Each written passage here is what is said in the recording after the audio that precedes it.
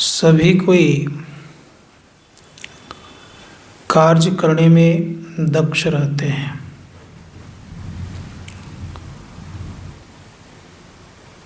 जो जितना अधिक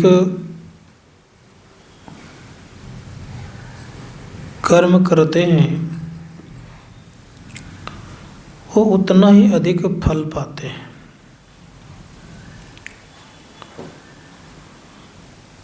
अब अच्छे कर्म करते हैं तो अच्छा फल मिलता है, बुरा कर्म करते हैं तो बुरा फल मिलता है, लेकिन दोनों का फल मिलता है। बबूल का वृक्ष का फल बीज रोप देंगे तो बबूल उत्पन्न हो जाएगा, आम का पेड़ लगाएंगे तो आम होगा, लेकिन दोनों में फल होगा। अब प्रश्न है कि अच्छे कर्म किसे हम कहें? किसी को सुख पहुंचाते तो ये अच्छा कर्म है, किसी की भला करते तो ये अच्छा कर्म है, किसी की बुरा करते हैं, किसी को दुख पहुंचाते हैं तो ये बुरा कर्म है।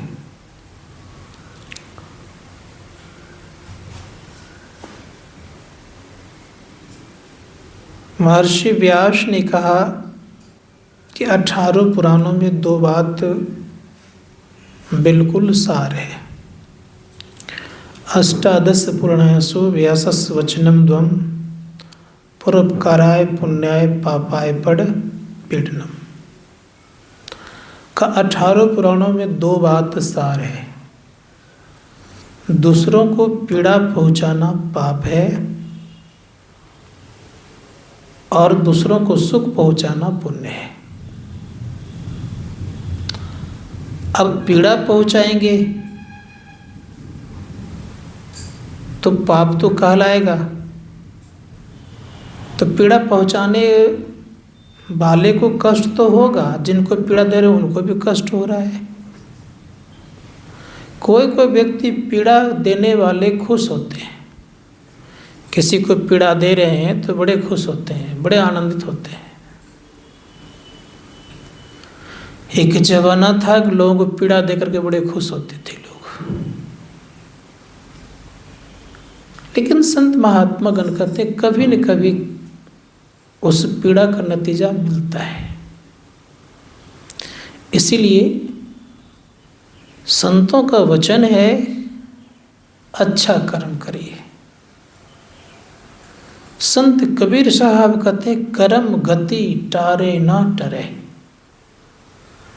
कर्म का गति कभी टरता नहीं है। कितनों हम लोग अच्छा से अच्छा शुभ मुहूर्त में कर लें, लेकिन जो कर्म किए हैं उसको भोगे बिना रह नहीं सकते।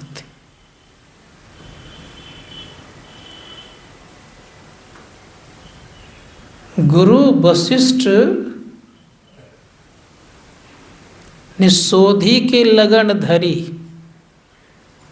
राजा दशरथ का मरण हो गया, अब वन में विपत्ति पड़ी। दशरथ जी की मृत्यु हो गई, भगवान राम को देखिए वन में विपत्ति पड़ गई। राजा दशरथ का हरण, राजा दशरथ का मरण और रावण ने सीता का हरण किया। कितने बड़े ज्ञानी थे। ब्रह्मा जी के मानस पुत्र कहलाते थे कौन? महर्षि वशिष्ठ। और उस जमाने में उनके ऐसा कोई ब्रह्मज्ञानी नहीं थे। ब्रह्मज्ञानी थे। पिताजी के पास स्वयं शरीर लेकर के मिलने के लिए जाते थे, सोच सकते हैं आप। और सप्त ऋषियों में एक ऋषि कहलाते हैं। इतने बड़े ज्ञानी, शोध करके सब तरह से ठीक ठाक करके लगन रखा गया था। लेकिन क्या परिणाम हुआ? कर्म का फल था, भोगना ही पड़ा। इसीलिए कोई भी संसार में हो, मैं तो स्पष्ट खोल के कहता हूं, कर्म अच्छा है तो सब दिन आपका मुहूर्त अच्छा है।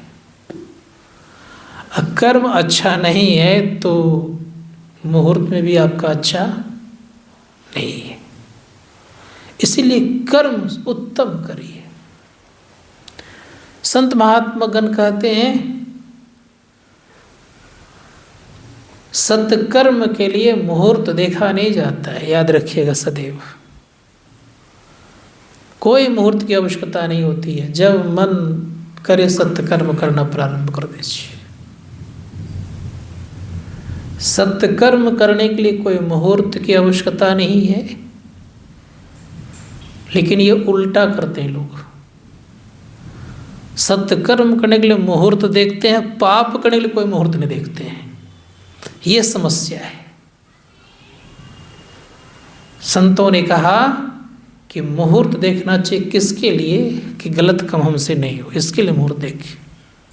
लेकिन सत्कर्म करने के लिए हम लोग मुहूर्त देखते हैं। संत महात्मा गण कहते कि मुहूर्त का फायदा होता है, ब्रह्म मुहूर्त की आवश्यकता है, ब्रह्म बेला की आवश्यकता है। इस मुहूर्त में क्या करें? तो इस मुहूर्त में ध्यान करें। मुहूर्त के संबंध में थोड़ा सा आज मैं बोलता हूँ।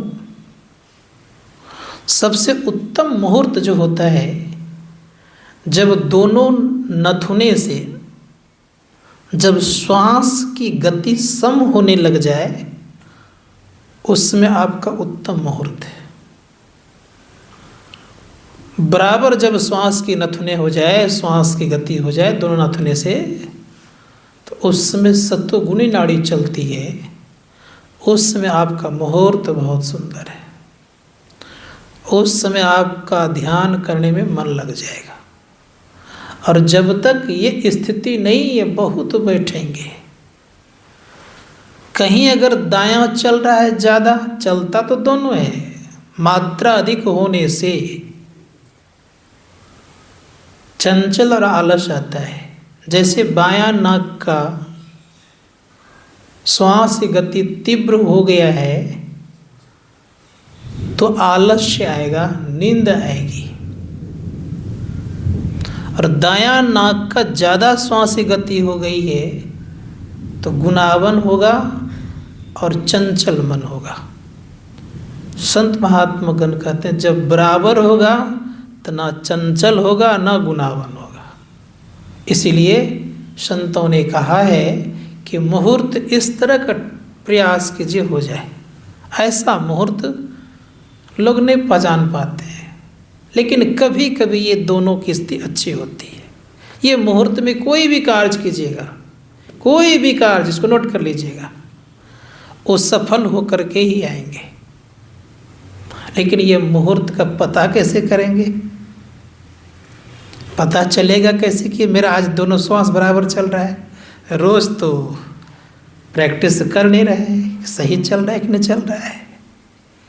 संत महात्मा ने कहते इसके पीछे एक कारण बता देता हूँ आज।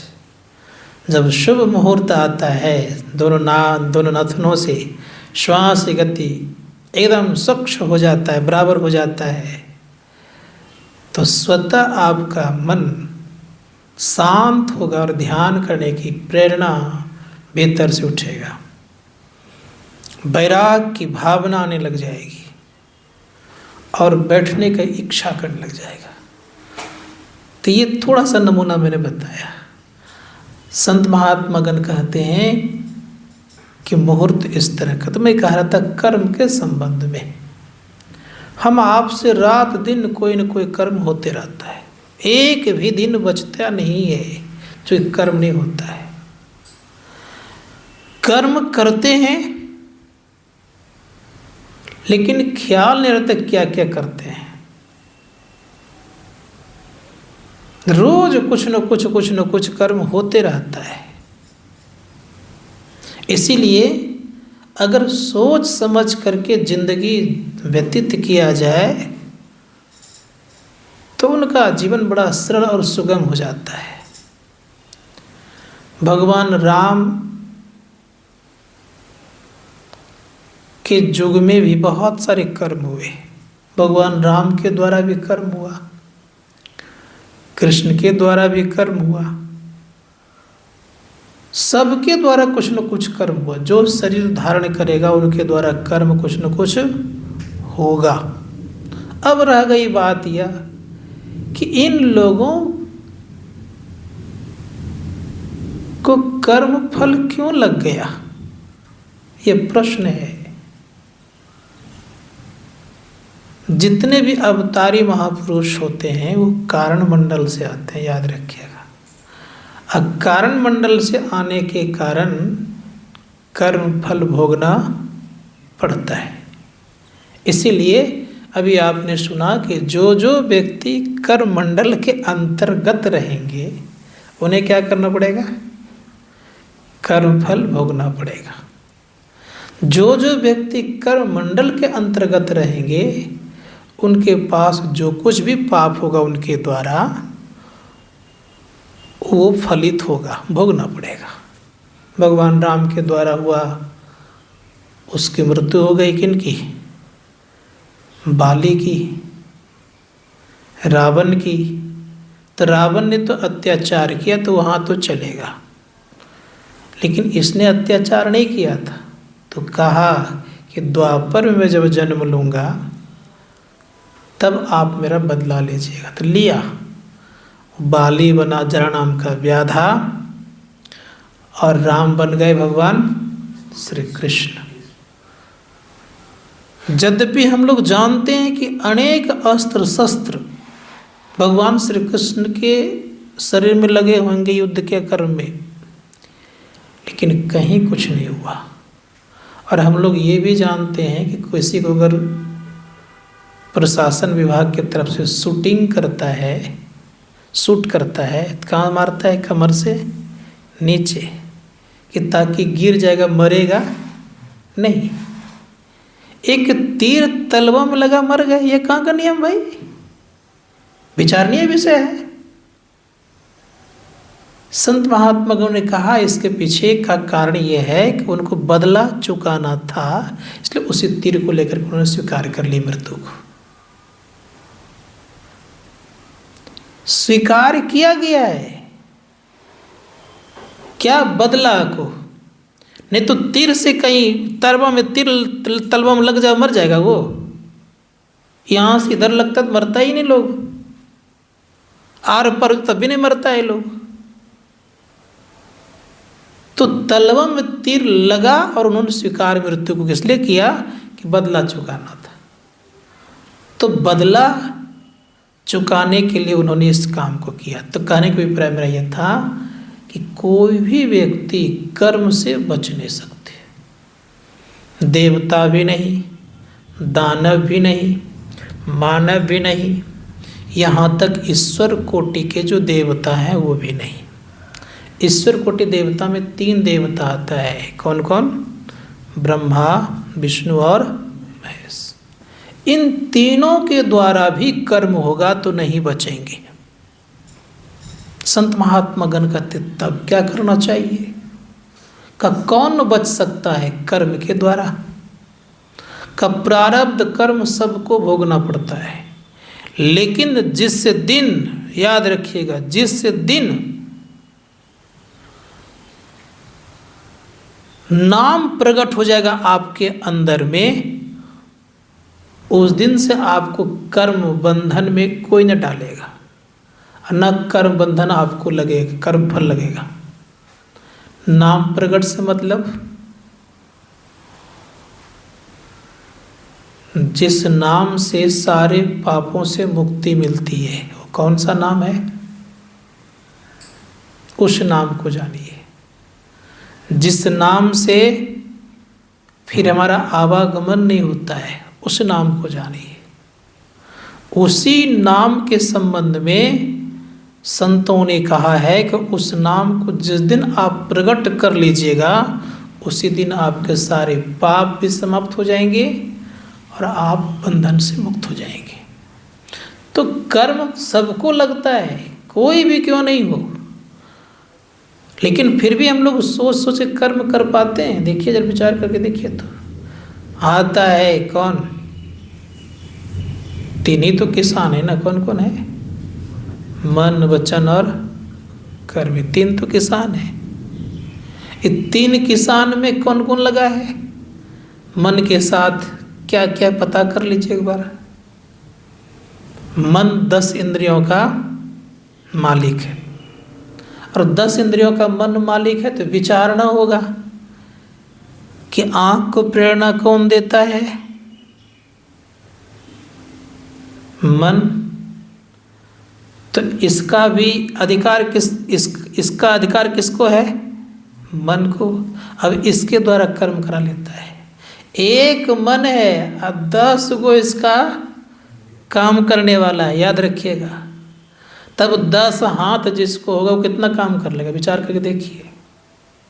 उतने भी कितना सूक्ष्म है कि कहीं चला जाता है रूप देखने के लिए, मन तो समझ में नहीं आता है। कहाँ का शब्द सुन लेता है कान, रोक पाते हैं? कहाँ गंध ले लेता है, पता कर पाते हैं? जिह्वा क्या से क्या नहीं चख लेती है। संत महात्मा गण कहते हैं कि एक केवल मन ने इतना लोगों को काम दे के रखा है, सबों से भोगवाते रहता है मन। इसलिए ऋषि मुनिगण कहते हैं कि मन को साधने का काम कीजिए, मन सध जाए। मन कैसे सध जाए, इसके लिए क्या उपाय है? का सर्वप्रथम 2 तरह का काम कीजिए। काम करने के लिए पहला काम कीजिए, इंद्रियों को दमन करिए, कमजोर करिए, दबाइए उसको। कौन कौन इंद्रियां? 5 कर्म इंद्रियां और 5 ज्ञान इंद्रियां। तो कौन सा क्रिया को दबा सकते हैं? तो भगवान राम कहते हैं कि छठदम सील विरति बहु कर्मा, निरत निरंतर सज्जन धर्मा। छठी भक्ति करिए, सील का पालन करिए। सील का पालन समझते हैं? सील में आता है झूठ, चोरी, नशा, हिंसा और व्यभिचार। ये भगवान बुद्ध भी पंचशील का पालन कहते हैं। तो कहा कि सील का पालन कीजिए और दोनों दृष्टि की धारों को एक कीजिए, तो चेतन सिमटेगा। और जब चेतन सिमटेगा तो अंधकार का पर्दा हटेगा। और जब अंधकार का पर्दा हटेगा तो याद रखिएगा कि अंधकार का पर्दा हटते ही संत पलटूदास जी महाराज कहते हैं कि बिंदु में तह नाद बोले, रैन दिवस सुहावनम। सदा सुहावना लगेगा, लेकिन होगा कैसा वो व्यक्ति? तो बड़े प्रेम से कहा, दास पलटू कहे सोई जन विष्णु स्वरूपनम। बिंदु के नाद को जो सुनेगा, अर्थात बिंदु के शब्द को जो सुनेगा, तो वह व्यक्ति कैसा का विष्णु के स्वरूप में हो जाएंगे। इसीलिए उस बिंदु के नाद को पकड़ने का प्रयास कीजिएगा, तब धीरे धीरे कर्म आपके खत्म होने लग जाएंगे। तब क्या होगा? कहीं अगर बिंदु का नाद का लगाव, बिंदु के शब्द का लगाव उस सार शब्द से है, उस शब्द को जैसे सुनेगा तो आपके ऊपर कोई कर्म फल नहीं लगेगा। खाएंगे, पिएंगे, उठेंगे, बैठेंगे, लेकिन इसका फल आपको प्राप्त नहीं होगा, नहीं लगेगा। क्यों नहीं होगा भाई? कारण क्या है? आपने अपने को कारणमंडल से ऊपर कर लिए। जब तक ऐसा काम नहीं कर पाएंगे तब तक आप कोई भी हो जाएं। स्वर्ग में रहने वाले देवतागण होते हैं, हम लोगों को पता होनी चाहिए कि एक बार देवताओं की सभा चल रही थी। गंधर्व विद्या का कार्य हो रहा था। गंधर्व विद्या कहते हैं नाच गान को, याद रखिएगा। गंधर्व विद्या का कार्यक्रम चल रहा था। उसमें गंगा बैठी हुई थी। उस समय शांतनु स्वर्ग में ही था। दोनों की दृष्टि पड़ती है, चेहरे पर खुशी आती है, और गंगा का कपड़ा उड़ करके अन्यत्र जगह चला जाता है, नीचे गिर जाता है। ब्रह्मा जी इस दृश्य को देख लेते हैं। समझिएगा थोड़ा सा कहानी। जैसे इस दृश्य को देखते हैं, ब्रह्मा जी श्रापित कर देते हैं, और ब्रह्मा जी के श्राप से वह स्वर्ग में जो शांतनु पहले था, उसका पूर्व का नाम कुछ और था, यहाँ रहा शांतनु बने। गंगा के साथ विवाह हुआ। विवाह होने के पश्चात 8 पुत्रों को जन्म दी, जो 8 पुत्र वसु कहलाए। स्वर्ग में थे, ध्यान दीजिएगा मैं क्या कहने जा रहा हूँ। स्वर्ग में रहते हुए भी कर्म बंधन से मुक्त नहीं थे। वहाँ भी श्राप लगा और मृत्युवन पर आके कर्म फल भोगना पड़ा। और 8 पुत्रों को जन्म दिया किसने? गंगा ने, जिसमें से कहा गया था कि 8 वसु श्रापित है, मनुष्य शरीर में आकर के ये जन्म लेंगे। तो गंगा ने ये संकल्प कराया था, समझिएगा थोड़ा सा, किनसे? राजा शांतनु से, कि 7 पुत्रों को मैं गंगा जी में प्रवाह कर दूंगी, लेकिन जिस दिन आप रोक दीजिएगा उस दिन मैं फिर आपके साथ नहीं रहूंगी और मैं चली जाऊंगी। तो रोकिएगा मुझे नहीं। इस निर्णय पर, इस कमिटमेंट पर शादी की गई थी गंगा के द्वारा। शांतनु ने 6 पुत्र हो गया। राज्यसभा में अर्थात राज्य में हाहाकार मचने लग गया कि प्रत्येक पुत्रों को गंगा में बहा देती है। ये तो ठीक बात नहीं है। 7वें पुत्र तक भी बहा दिया गया। उनके गुरु कहते हैं कि राजन क्या हो रहा है? जब वंश ही नहीं रहेगा तो फिर आपको कौन पूछेगा? इतना अन्याय मत करिए। राजा शांतनु विवश था, करता क्या? तब उन्होंने 8वें पुत्र को बहाने से मना किया, रोक लिया। गंगा कहती है अब इसको बहाऊंगी नहीं, इसका अभी समय पूरा हुआ नहीं है, अभी ये बच्चा है, शिशु रूप में है, इसको पाल पोस करके मैं शिक्षित करके आपको सुपुर्द कर दूंगी। गंगा चली गई, बिच्छो हो गया। राजा शांतनु एक दिन गंगा किनारे गए गंगा से भेंट करने के लिए। उस समय इसका नाम था देवव्रत। देवव्रत ने क्या किया? रोक दिया शांतनु को। देखा कि एक बाण से पूरी गंगा को रोक दिए। शांतनु पूछते हैं गंगा से कि कौन है? कहा कि आप ही का पुत्र है। कहा मेरा पुत्र बड़ा ही शक्तिशाली है। कहा बस सुपुर्द करने में आई हो। गंगा सुपुर्द करती है और चली जाती है। अब देखिए देवव्रत का जीवन कितना लंबा हुआ, लेकिन पिता को सुख देने के लिए उन्होंने संकल्प लिया और प्रतिज्ञा की कि मैं आजीवन ब्रह्मचारी रहूंगा। रहा, पिता ने आशीर्वाद दिया, इच्छा मृत्यु का वरदान। लेकिन देवव्रत के द्वारा भी कर्म हुआ ऐसा जो कि उन्हें भी भोगना पड़ गया।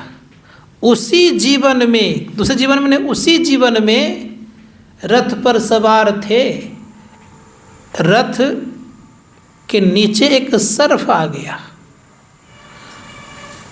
तो उसको बचाने के ख्याल से तीर पर उठाया और खूब कसकर के फेंक दिए। अब फेंक जब दिए तो बबूल के कांटे पर जाकर के लटक गए। अब सोच सकते हैं आप, उसकी मृत्यु 18 दिन के बाद हुई। किसकी? सर्प की। तो मरते वक्त उस सर्प ने श्राप दिया कि जिस तरह से मैं ये कर्म फल भोग रहा हूँ, ये कांटे पर लटक करके मैं दुख भोग रहा हूँ, यही दुख तुम्हें भोगना पड़ेगा। आप देख लीजिए, वसु थे, स्वर्ग से आए हुए थे, 8वां वसु थे, लेकिन छोटा सा कर्म फल को मिटा नहीं सके। और परिणाम क्या हुआ? बाण के सैये पर लटके रहे। इतना दर्दनाक मौत, इतनी पीड़ा, एक वसु देवता होकर के भी समाप्त नहीं कर पाए। विचारना होगा हम लोगों को, जब वे लोग भी अपने कर्म फल को मिटा नहीं सके, तो हम लोग जो अच्छे बुरे कर्म करते हैं मिटा पाएंगे? बुरे का बुरा नतीजा होगा, अच्छा का अच्छा नतीजा होगा, इसमें कोई संदेह नहीं है। लेकिन ऋषि मुनिगण कहते कि मनुष्य में ताकत है मिटाने का। कैसे मिटेगा? का एक ही उपाय है, मनुष्य को क्या करना चाहिए? शब्द की खोज करनी चाहिए। जहाँ चलने के बाद मन नहीं रहता, याद रखिएगा, मन गल जाए जिस दिन, याद रखिएगा, उसी दिन, जिस दिन मन गल जाएगा उसी दिन आपने अपने सारे कर्म फल को मिटा लेंगे। अच्छे भी कर्म नहीं लगेंगे आपको और बुरे भी कर्म नहीं लगेंगे। अच्छे कर्म भी क्या होता है? अच्छे कर्म भी बंधन है, बुरा कर्म भी बंधन, दोनों बंधन है। अंतर इतना है कि अच्छे कर्म का सुख पूर्वक बंधन होता है, अब बुरा कर्म का दुख पूर्वक बंधन, दोनों बंधन है। इसीलिए इन दोनों बंधनों से मुक्त कब होंगे? तो कहा मन को जीतने पर दोनों कर्म बंधनों से मुक्त हो जाएंगे। इसलिए संत कबीर साहब ने कहा, शब्द खोजी मन वश करे, सहज योग है यही। ये तो सत्य सार है, ये तो झूठी देही। सत्य सार क्या है? शब्द का खोजना। उस सत्य का सार खोजा चला गया तो शरीर झूठा प्रतीत होने लग जाएगा। कब? एक शरीर तो नहीं है, चार शरीर है और एक चेतन शरीर है। चारों शरीर तो झूठा ही कहलाता है, जड़ कहलाता है, अज्ञानता का यह शरीर है। संत महात्मा तो अज्ञान इसमें भरा पड़ा है, अपना पहचान हो नहीं सकता है। इसीलिए चेतन में अपना पहचान होता है। तो कहते जब तक ये संग रहेगा तब तक दुख रहेगा। कौन संग रहेगा? जड़ संग रहेगा तो दुख होगा। और जड़ संग रहने से जड़ मंडल में रहेंगे, और जड़ मंडल में रहेंगे तो क्या होगा?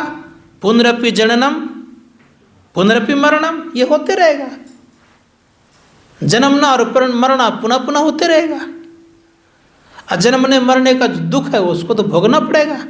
संत महात्मागण कहते एक ही उपाय क्या है कि हमें शब्द की खोज करनी चाहिए। कौन शब्द? जे ही शब्द से प्रगट भय सब, सोई शब्द गही लीजिए साधो भाई। प्रेम से करें साधो भाई, शब्द साधना कीजिए। जिस शब्द से संसार प्रकट हुआ है, जिस संसार बना है, उस शब्द का खोज कीजिए। उसी शब्द की खोज करने पर व्यक्ति कर्म मंडल से ऊपर उठ जाते हैं। उसको खोज लेता तो कर्म मंडल उसके अंदर में नहीं रहता है। और जब तक ये चीज़ नहीं है तब तक हम लोगों को दुख लगा रहेगा, चाहे आप कुछ भी बन जाएं, इंद्र भी बन जाए ना, ब्रह्मा जी बन जाए ना, विष्णु भी बन जाएंगे, तो कर्ममंडल से आप कर्मफल से आप नहीं बच सकते। इसलिए प्रयास कीजिए कि हमको खोजना क्या है, शब्द। और शब्द के खोजने पर जब शब्द मिल जाता है तो संत महात्मा गण कहते उनके पाप ताप सब समाप्त। इसीलिए शब्द खोजने की चेष्टा कीजिए। गुरु महाराज कहते हैं कि प्रत्येक केंद्रों में आवाज़ होती है, कोई केंद्र ऐसा जो आवाज़ नहीं होती है, लेकिन सभी केंद्रों का एक जैसी आवाज़ नहीं है, सबका अलग अलग अलग अलग है। तो क्या है, तो कहा कि प्रथम केंद्र जो स्थूल मंडल का केंद्र है उसका आवाज़ भारी भरकम, उससे महीन आवाज़ है सूक्ष्म मंडल का, उससे भी बारीक और मीठा और सुरीला है कर्णमंडल का, उससे भी ज़्यादा महीन और सुरीला है महाकर्णमंडल का, और सबसे जो उत्तम क्वालिटी का आवाज़ है वह परमपिता परमात्मा का है। उनके ऐसा आवाज़ किसी को नहीं, उसी को अकथ कहा। स्मरण से प्रमंजी महाराज कहते हैं वो अकथ ध्वनि प्रभु से मिलाती। वो अकथ ध्वनि किससे मिलाती है, प्रभु से मिलाती है, उसको कहने में नहीं आता है वो शब्द को। इसीलिए संत महात्मा गण कहते उस शब्द को जो जान जाते हैं तब उनका आवागमन नहीं होता है। उस शब्द को जानना चाहिए, उस शब्द को जानने पर अपना पहचान होता है, अपना पहचान होता है अपना ज्ञान हो जाता है, परम ज्ञानी कहलाता है लोग। संत महात्मा गणों ने कहा अब उनके जीवन में संशय नहीं है, और इधर रहेंगे तो संशय रहेगा, किसी भी मंडल में रहेंगे, इधर 4 मंडलों में तो संशय रहेगा ही। तो कहा यहाँ पर कर्ममंडल अब नहीं, कर्ममंडल नहीं है तो कोई दुख नहीं। संत महात्मा कहते इसके लिए हम लोगों को मेहनत करना चाहिए। अब रह गई बात यह कि हम लोग संसार में किसी का भाई बंधु सखा पत्नी पति कैसे बन जाते हैं ये जानते हैं? ये नहीं जानते कैसे बनते हैं। ये भूल जाइएगा कि एक जन्म शादी 7 जन्म निभाना, ये नहीं होता है। ये तो कर्मकांड के आधार पर लोग बोल दिए, ऐसा होता नहीं है। ये जो किसी ने बता दिया होगा 7 फेरा लीजिए 7 जन्म तक निभाते रहेंगे, ये होता नहीं है। तब क्या है, आसक्ति पर आप बंधते हैं, इच्छा पर निर्भर करता है आपका जीवन मरण। आपकी इच्छा हो गई उसी आधार पर आपका जन्म होता है, शरीर धारण करते हैं आप। जैसी इच्छा करेंगे वैसा ही आपको शरीर मिलेगा। इच्छा मरणोपरांत आपकी हो गई पत्नी से मिलने की, ये आसक्ति याद रखिएगा, पत्नी से मिलने की इच्छा हो गई तो सहजोबाई कहती है, कहने में बनता नहीं है माफ करिएगा लेकिन बानी है, कब वो शरीर जैसे इच्छा पत्नी से मिलने कर लिया आपने, कब वो व्यक्ति कुक्कुर बनेगा। क्या बनेगा? इसीलिए इच्छा किसी पर मरने वक्त नहीं होनी चाहिए। अगर पत्नी की इच्छा हो गई पति से मिलने की तो उसके जो अपोजिट होते हैं वो बनेंगे। इसीलिए मरने वक्त कोई इच्छा किसी के प्रति नहीं होनी चाहिए। धन से इच्छा हो जाएगी तो नाग बन जाएंगे, घर से इच्छा हो जाएगी तो छिपकली या चूहा बन जाएंगे। ये जहाँ आया मन में ऐसी स्थिति हो जाएगी। इसीलिए संत महात्मा गण कहते हैं कि केवल भगवान श्री कृष्ण कहते हैं कि प्राण काले मनसाचलन युक्त्या योग बलेन चैव भ्रूर मध्य प्राण सम्यक सतम परम पुरुष में प्रति दिव्यम। भगवान श्री कृष्ण कहते हैं प्रयाण काल में, प्रयाण काल किसको कहते हैं? शरीर छोड़ने वक्त। अगर शरीर छोड़ने वक्त व्यक्ति की स्थिति भ्रिकुटी में स्थित हो जाए तो वो परमात्मा के लोक में जाएंगे, उनका जन्म इधर उधर नहीं होगा। और तब तक ऐसी स्थिति बनी रहेगी कि जैसे शरीर का त्याग हुआ, भगवान के लोक में गए तो पुनः मानव जीवन में आएगा, सुंदर शरीर मिलेगा, भगवत भजन मिलेगा, साधना करेगा, एक न एक दिन सारे शरीरों को पार करके परमात्मा को प्राप्त कर लेगा। तो प्रयास यह करिएगा। इसीलिए संत महात्मागण कहते हैं अनासक्त रहो जग में भाई, और क्या है, दमन करो इंद्रन दुखदाई। इंद्रियों का दमन कीजिए, अनासक्त रहिए। किसी से आसक्ति क्या है, दुख का कारण है। हमारे गुरु महाराज का एक सत्संगी था, मर गए बेचारे, तो उनके पुत्र ने गुरु महाराज से कहा कि गुरुदेव, पिताजी की इच्छा थी सत्संग करा देने क्या, तो आप कार्य करते तो बड़ा अच्छा होता। तो गुरु महाराज कहते ठीक है चलो जी। तो श्राद्ध क्रिया इत्यादि हो गई थी।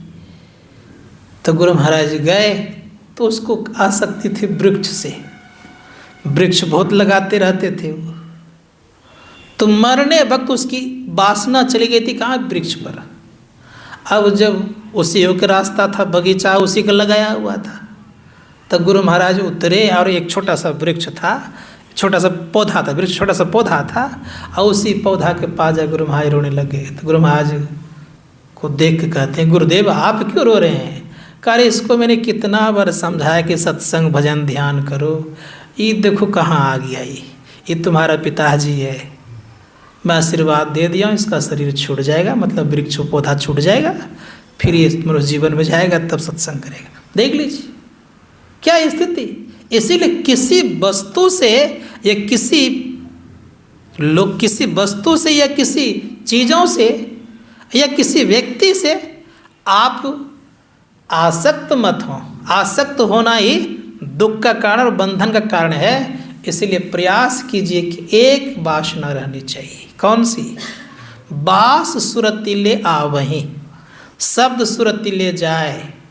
अब परिचय श्रुति है इस तरह काले बटिया का वासना कैसी होनी चाहिए, तो बड़े प्रेम से कहा कि सत्संग की वासना लगा लीजिए तो सत्संग मिलेगा आपको, ध्यान की वासना से ध्यान मिलेगा आपको, इसकी वासना लगा लीजिए।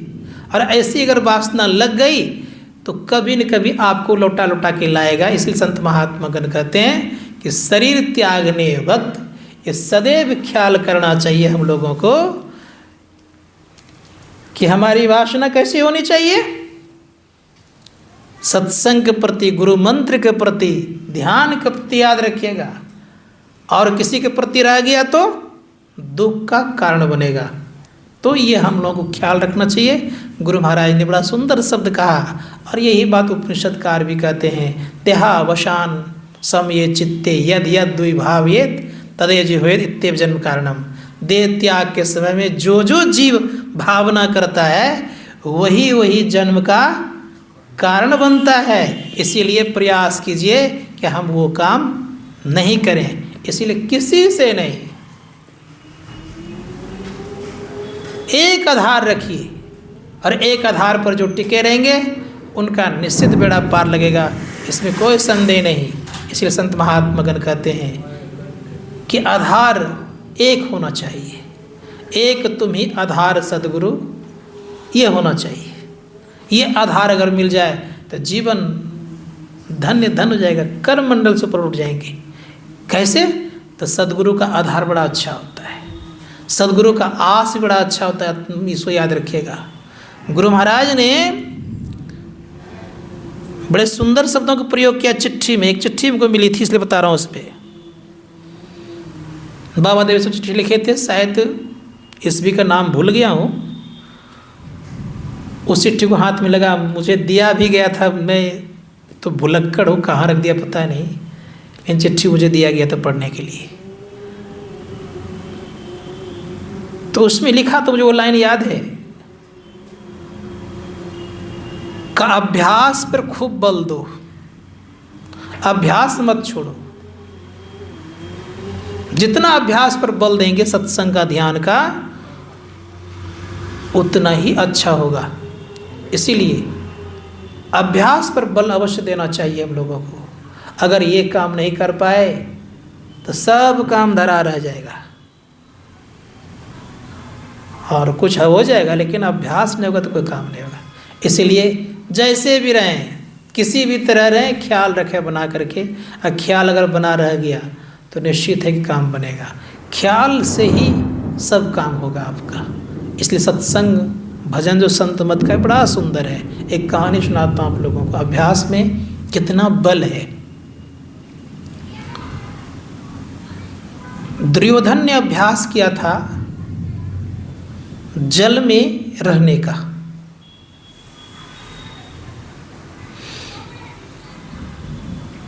डूब जाता था जल में वो बेचारा, उसको कुछ नहीं होता था, अभ्यास था। दुर्योधन को ज्ञान नहीं था, सो बात नहीं है, सब ज्ञान था। भगवान श्री कृष्ण से कहा कि केशव सब कुछ मुझे मालूम है, लेकिन मेरी प्रवृत्ति वैसी नहीं है, समझिएगा मेरी बात। तो ध्यान की प्रवृत्ति जगा लीजिए, यही बोलूँगा। उसको सब ज्ञान था, विद्याएं बता रहा हूँ। भूत विद्या जानते थे, भूत को बुला लेते थे, प्रेत को बुला लेते थे, दानव को बुला लेते थे, वो सब उसको गुण था।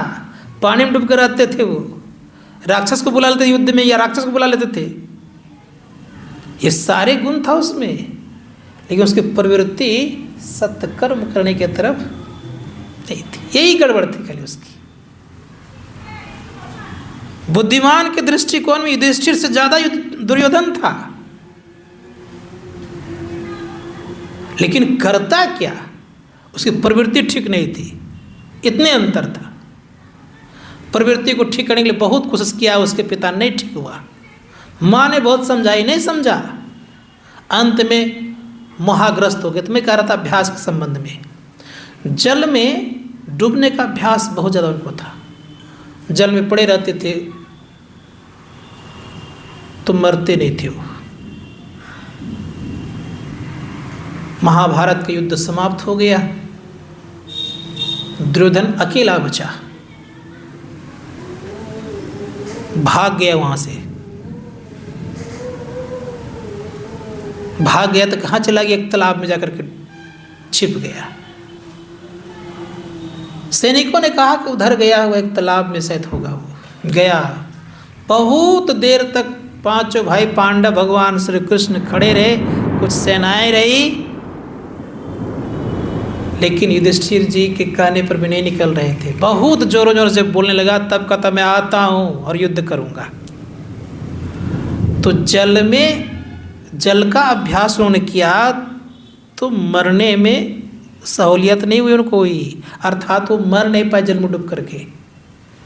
हम लोग डूबेंगे तो मर जाएंगे, उसी प्रकार से याद रखिएगा। वो तो जल में, अब जल का अभ्यास किया। आप इस शरीर में अभ्यास करिए, और इतना अभ्यास करिए इस शरीर में कि जमराज अगर लेने के लिए आवे ना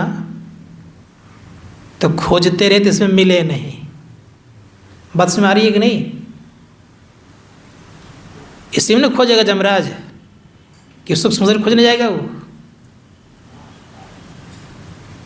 क्या करिए, नदी किनारे घर कर लीजिए। अगर चाहते हैं कर्म बंधन से बचने के लिए एक ही उपाय है, नदी किनारे घर किया, कर्जा ले ले खाए, खूब बढ़िया संसार में लीजिए, खाइए पीजिए, आराम से रहिए। अब कर्जदार जब मांगन आवे क्या करिए, घुसक नदी में जाए। समझ गए मेरी बात को? ये काम करिए, सब कुछ लेके खाइए, लेकिन घर कहाँ बना लीजिए, नदी किनारे। समझते हैं? दो तरह का प्रकृति होती है, एक जड़ प्रकृति और एक चेतन प्रकृति। जड़ प्रकृति के लास्ट मोमेंट पे घर बना लीजिए। जड़ प्रकृति तक का अधिकार है किसका? जमराज का, ख्याल रखिएगा। उसके बाद जमराज का अधिकार नहीं है। अगर ये साधना हो जाए, कौन सी? यही साधना। तो जैसे जड़ प्रकृति के किनारे पर आपने अपना डेरा डाल लिए हैं, जमराज जड़ प्रकृति में ही खोजेगा आपको, चेतन में नहीं खोज सकता वो, क्योंकि सच्चिदानंद ब्रह्म है चेतन। ओम ब्रह्म कहलाता है, उसी को अस्फोट भी कहते हैं, उद्गित भी कहते हैं। परिणाम ये होता है कि उस पार चले जाइए। तब क्या करेगा? इसलिए संत कबीर साहब ने कहा, नदी किनारे घर किया, कर्जा ले ले खाए, और कर्जदार जब मांगन आवे तो घुसक नदी में जाए। ये काम जिस दिन हम लोग कर लीजिएगा, उस दिन करमंडल से पार, कर्म बंधन खत्म। तो भगवान श्री राम और माँ जानकी जी पत्तों के बिछावन पर सोए हुए थे। कुछ दूर पर बैठ करके लक्ष्मण और गुनिषाद दोनों अलग अलग पहरा दे रहे थे। गुनिषाद को मन नहीं लगा, लक्ष्मण जी के पास पहुंच करके इस व्यथा को कहने लग गए कि भगवान श्री राम और माँ सीता को वृक्ष के पत्तों की सैया पर देख करके बड़ा उनके मन में विषाद हुआ कि कहीं माँ के जाकर के दोस्त देने लग गए, कहने लग गए कि कहीं माँ को ऐसा नहीं करना चाहिए। तब लक्ष्मण जी बड़े प्रेम से और मधुर वाणी में कहते हैं, बोले लखन मधुर मृदुवाणी, ज्ञान विराग भक्ति रसानी। ज्ञान विराग से युक्त बातें करने लग गए और कहने लग गए, काहुन को सुख दुख कर दाता, निज कृत कर्म भोग सुन भ्राता। हे भाई, कोई किसी को सुख दुख देता नहीं है, सब अपने अपने कर्म का फल भोगता है। लेकिन अब कह रहे हैं बड़े प्रेम से, सुनिए, भगवान श्री राम कहते हैं, भगवान श्री राम के भाई लक्ष्मण जी कहते हैं कि किसी को सुख दुख तो देता नहीं है, लेकिन उसके नीचे पंक्ति आगे पढ़े होंगे, सखा परम परमारथ ये हो, मन कर्म वचन राम पद नहीं हो। कहा कि हे सखा, क्या करना चाहिए? का मन क्रम वचन से राम के पदों में प्रेम करना चाहिए, चरणों में प्रेम करना चाहिए। जो राम के चरणों में प्रेम करता है तो वो एक दिन दुख के सुखों से मुक्त हो जाता है, दुख सुख से मुक्त हो जाता है। इसलिए हम लोगों को क्या करना चाहिए? तो यही काम करना चाहिए। और यह काम छोड़ करके अन्य काम करते रहते हैं तो भगवान श्री राम के भाई लक्ष्मण कहते हैं कि उन बेचारे के सुख दुख जिंदगी में बना रहता है। अब आगे पंक्ति जो है, आगे पंक्ति में ये है कि कोई राजा सपना में रंग बन जाता है और कोई भिखारी राजा बन जाता है। सपने ही भिखारी रंग नागपति होए और जागे लाभ न हानि कछुति प्रपंच जियो जो है। कर राजा सपने में भिखारी बन जाता है और भिखारी स्वप्न में राजा बन, क्या लाभ होता है? का संसार का दुख सुख ऐसा ही है। इसीलिए इस दुख सुख में ना पड़ करके एक ही उपाय कीजिए कि हम लोगों को मंत्र जाप करना है, मंत्र जाप संबंधी रूप का ध्यान करना है, दृष्टि योग की क्रिया करनी है। ये दोनों क्रियाएं जब ठीक ठीक तीनों क्रियाएं हो जाए तब शब्द का खोज करने का प्रयास करना चाहिए। खोजने की आवश्यकता नहीं पड़ेगी, सीधे शब्दों में बता दूं मैं। जैसे दृष्टि टिकेगी शब्द मिलना प्रारंभ हो जाएगा और शब्द को पकड़ते पकड़ते पकड़ते पकड़ते शब्द का डगर बड़ा सुंदर, शब्द का डगर जो पकड़ लेता है तो एक न तो जहाँ से शब्द आता है वहाँ तक पहुँच जाता है, उनका परम कल्याण होता है। इसीलिए संत महात्मा गुण का शब्द एक चुंबकीय गुण है, चुंबक वाला गुण है। इसीलिए दरिया साहब ने कहा चुंबक सत शब्द है भाई, चुंबक लोक ले जाई, होई निकारे होखे नहीं पीरा, सत्य शब्द जो बसे शरीरा। यही मुख्य उद्देश्य जीवन का होना चाहिए। इसी को करने का चेष्टा और प्रयत्न करना चाहिए। बोलिए प्रेम से श्री सद्गुरु महाराज की जय। वंदे।